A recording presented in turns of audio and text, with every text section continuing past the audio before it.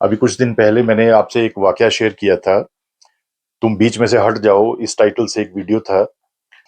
उस वीडियो में जो इंसिडेंट्स मैंने शेयर किया था, उसके बाद मैं उन साधु महात्मन का फैन हो गया। कॉम्प्लेक्स जीवन दर्शन वो इतने सरल शब्दों में समझाते थे कि कमाल। मैंने उनके पास अक्सर जाना शुरू कर दिया।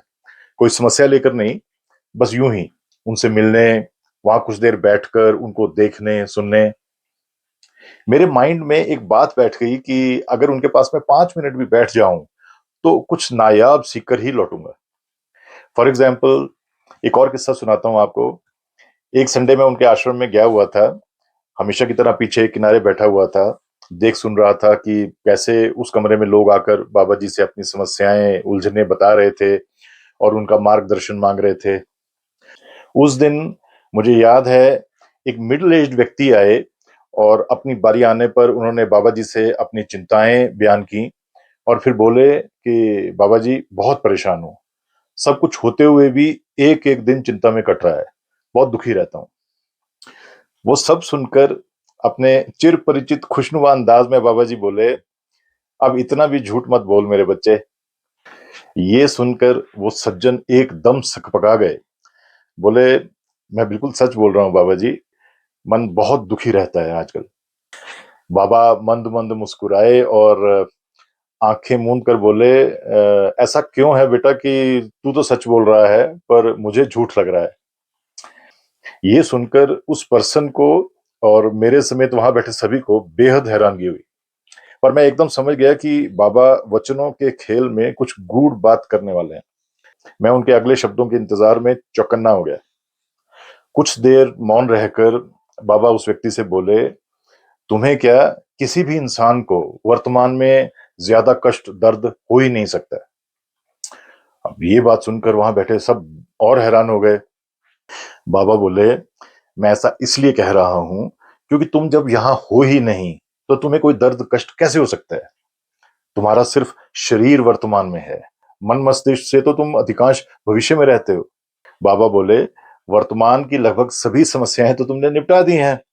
आज अगर तुम्हें चोट लगी तुम अस्पताल चले गए, भूख लगी खाना पकाकर खा लिया, गाड़ी खराब हुई तो ठीक करवा ली, जो लेना था ले लिया, जो देना था दे दिया, कोई परेशानी हुई तो तुम यहाँ आ गए। जो जो सामने आया तुमने सामना कर लिया, कड़वा मीठा जो आया तुमने जी लिया। वो बोले कि इनमें से किसी भी बात की दर्द या चिंता तुमको कुछ क्षणों से ज्यादा नहीं हुई। जो चिंता जो दर्द तुम्हें छोड़ ही नहीं रही, वो उन बातों की है जो भविष्य की हैं। तुम अपने डर अपनी कमजोरी के चलते उनसे आज ही निपट लेना चाहते हो। इसके बाद बाबा ने करवट ली और प्यार से बोले, बच्चे, ईश्वर ने भविष्य बनाया भविष्य के लिए और वर्तमान बनाया वर्तमान के लिए। अगर एक ही बनाने होते तो बनाकर समय को रोक दिया होता। ही सेड, जब भविष्य आता है तो ईश्वर हमें पूरा समय देता है उसको जीने के लिए। जैसे तुमने वर्तमान की बातों को निपटाया, ऐसे ही तुम भविष्य से भी निपट लोगे जब वो आएगा। वो बोले, ये वैसा ही है जैसे ईश्वर ने तुमको पूरा समय दिया था तुम्हारे अतीत में, पर अतीत में तुम आज का सोचते रहे, आज तुम कल की सोच रहे हो। इस सब में तुमने पहले अतीत को खो दिया, अब वर्तमान खो रहे हो भविष्य में जीकर। बाबा बोले, तुम्हारी हथेलियों में ईश्वर ने जो आज का प्रसाद दिया है, पहले उतना खा लो। आज का कर्म पहले ढंग से कर लो। ये बोलते ही बाबा को न जाने क्या याद आया कि मन ही मन वो हंस पड़े। बोले, तुम सबको पता है, ईश्वर का एक बहुत प्यारा वरदान है, एक सुरक्षा कवच है हम सबके आसपास। वो ये कि ईश्वर भविष्य कभी आने नहीं देता। भविष्य जब भी आएगा वर्तमान बन के आएगा, जब तुम जाग रहे होंगे। कड़वा भी होगा तो सामने से आएगा, छल से नहीं आएगा।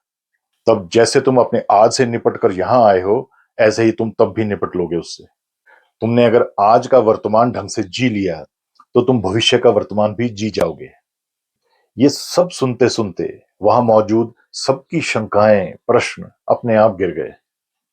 उस दिन फिर महसूस हुआ कि इंसान वर्तमान में कम दुखी होता है। ज्यादातर दुख या तो अतीत के पछतावे होते हैं या भविष्य की कल्पनाएं।